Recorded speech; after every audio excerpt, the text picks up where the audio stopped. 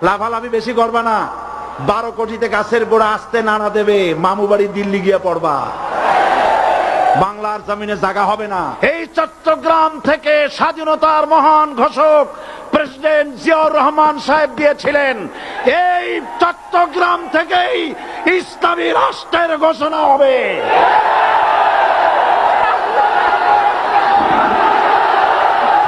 আমাকে যারা রাজাকার বলবে তারা পিতৃ পরিচয়হীন অবৈধ সন্তান। 1971 সনের শোনো মুসলমানেরা, বিড়ালের মতো 500 বছর বেঁচে থাকার কোনো লাভ নাই, সিংহের মতো 1 ঘন্টা বাঁচতে চাই। প্রধানমন্ত্রী সুদ্ধা অন্তত 3 শতাধিক পার্লামেন্টের সম্মানিত সদস্যরা সেদিন বসা। 1997 সনের বাজেট বক্তৃতা যখন আমি করতেছিলাম, ডক্টর কুদরতে খোদা, নাম রাখছে কুদরতে খোদা, আসলে গজবে খোদা। এ লোকটি নাস্তিক, ইসলামের চূড়ান্ত দুশমন। তার প্রণীত শিক্ষা ব্যবস্থার যখন সমালোচনা করছিলাম, ট্রেজারি বেঞ্চ থেকে আমাকে বলা হলো রাজাকার। আমি আমার সমস্ত শক্তি একত্রিত করে বলেছিলাম, শুধুমাত্র হিন্দুস্তানের রাজাকারেরাই আমাকে রাজাকার বলতে পারে। আমি বলেছিলাম 1973 সন পর্যন্ত আমি বাংলাদেশের কোন রাজনৈতিক দলের নেতা এবং কর্মী ছিলাম না। আমি রাজাকার নই। আমাকে রাজাকার বলে যদি তাকেও প্রমাণ করতে না পারে, 10 কোটি টাকার মানহানি মামলা দায়ের করব। আমার এই বক্তব্য সারা দুনিয়া শুনেছে, পার্লামেন্টে আমার এই বক্তব্য রেকর্ড হয়ে আছে। সেদিন 3 শতাধিক পার্লামেন্ট মেম্বারের কেউ আমার চ্যালেঞ্জ গ্রহণ করেন নাই। যে কোনো ব্যক্তি পার্লামেন্টে গিয়ে আমার বক্তৃতা দেখে আসতে পারেন। এরপরে 1997 সনের 7 অক্টোবর দৈনিক জনকণ্ঠ পত্রিকা যখন আমার বিরুদ্ধে লিখলো, সেই পত্রিকায় সাইদির ওপেন চ্যালেঞ্জ 8ম পাতা, 1997 7 অক্টোবর, এত বড় 2 কলমে হেডিং। সেখানে আমি বলেছি, বাংলাদেশের সকল সাংবাদিক, গোয়েন্দা বিভাগ, বাংলাদেশের সকল বুদ্ধিজীবীকে আমি আমার পিরোজপুরে আমন্ত্রণ করছি। আমার উপস্থিতিতে যদি কেউ প্রমাণ করতে পারে বাংলাদেশের স্বাধীনতা যুদ্ধের বিরুদ্ধে আমার কোন ভূমিকা ছিল, সজ্ঞানে স্বেচ্ছায় জাতীয় সংসদের সদস্য পদ থেকে পদত্যাগ করব। 3 বছর পার হয়ে গেছে, আজ পর্যন্ত কেউ এই চ্যালেঞ্জের মোকাবেলা করে নাই। সুতরাং আমাকে যারা রাজাকার বলবে তারা পিতৃ পরিচয়হীন অবৈধ সন্তান। 1971 সনের শোনো মুসলমানেরা, 1971 সনের কোন কাদা সাইদির গায়ে লাগে নাই। আমাকে রাজাকার বলে জনগণ থেকে বিচ্ছিন্ন করবা, জনগণ থেকে আমারে বিচ্ছিন্ন করা যাবে না। কারণ এই জনগণ আমার জন্য আসে না, এই জনগণ আসে আল্লাহ কোরআনের জন্য।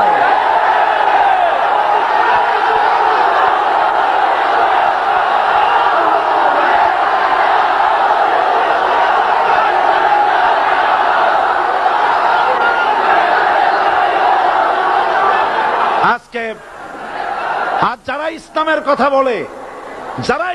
কথা বলে, তারাই রাজাকার, তারাই মৌলবাদী। মৌলবাদী বললে আমরা অসন্তুষ্ট হই না, কারণ মৌলবাদী শব্দটা আসছে মূল থেকে। মৌল শব্দ এসেছে মূল থেকে। মূলবাদী তার মানে যারা মূলে আছে। মূল হলো কোরআন, মূল হলো হাদিস, মূল হলেন আল্লাহ, মূল হলেন আল্লাহ রসুল। আমরা আছি মূলে। এখন বলেন তো, মূলের শক্তি বেশি না আগার শক্তি বেশি? আমাদের যারা মৌলবাদী বলে ওরা হলো আগাবাদী। মূলে আছে কত কোটি? 12 কোটি। মূলে আছে কত কোটি?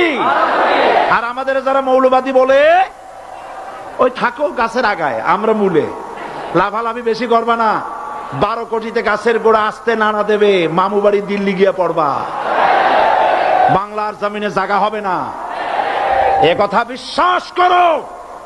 বাংলাদেশের মুসলমানদের শরীরে এক বিন্দু রক্ত থাকতে শয়তানের তৈরি করা ধর্ম নিরপেক্ষ মতবাদ বাংলার জমিনে কায়েম হতে দেওয়া হবে না, হবে না।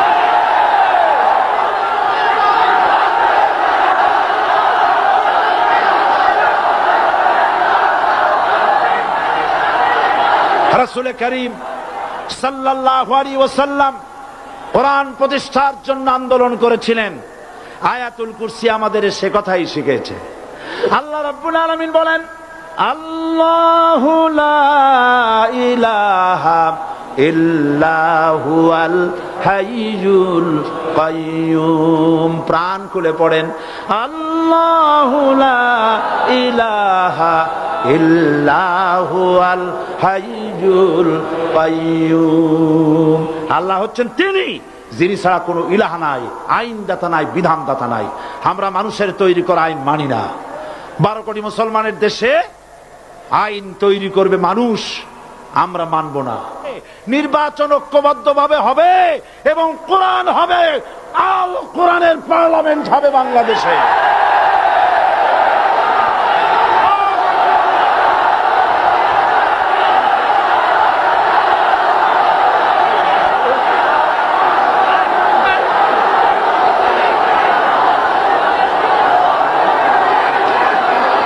চট্টগ্রাম থেকে স্বাধীনতার মহান ঘোষক প্রেসিডেন্ট জিয়াউর রহমান সাহেব দিয়েছিলেন। এই চট্টগ্রাম থেকেই ইসলামী রাষ্ট্রের ঘোষণা হবে।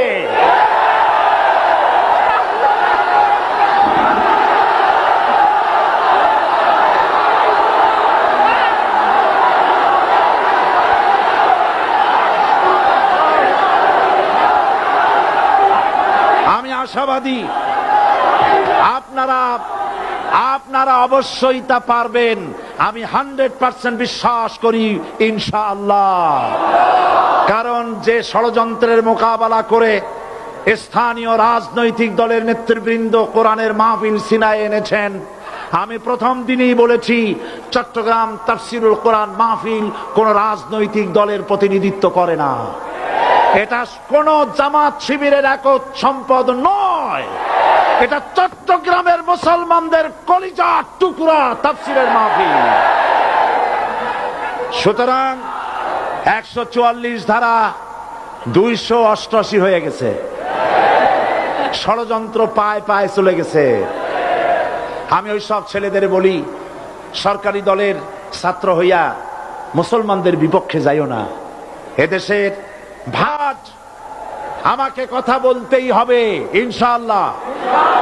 কারণ আগামীতে আবার আপনাদের সাথে দেখা হবে কিনা আমি জানি না, কথা বলতেই হবে। বসেন, কেউ দাঁড়িয়ে থাকবেন না। আমি দেখতে পাচ্ছি বাংলাদেশের ভাগ্য আকাশে উত্তর গগনে কালো মেঘ জমা হয়েছে, ঝড়ের পূর্বাভাস লক্ষ্য করছি। যদি মোকাবেলা করতে না পারেন সক্ষম ভাবে, এমন অন্ধকার গাঢ় কালো অমাবস্যার রাত আসতে পারে যার সুবে সাদেক হওয়া অসম্ভব। সুতরাং আপনারা কি কাপুরুষের মতো কাফের মুশরিকদের গোলামি করে মরতে চান? বিড়ালের মতো 500 বছর বেঁচে থাকার কোনো লাভ নাই। সিংহের মতো 1 ঘন্টা বাঁচতে চাই। আমাদেরকে বলা হয় সাম্প্রদায়িক উস্কানিমূলক কথা নাকি আমি বলি। পত্রপত্রিকা দিছে না তারা, সাম্প্রদায়িক উস্কানি কথা। সাম্প্রদায়িক উস্কানিমূলক কথা বলি, সেই জন্যই বোধহয় শত শত মুসলিম আমাদের কাছে এসে মুসলমান হয়।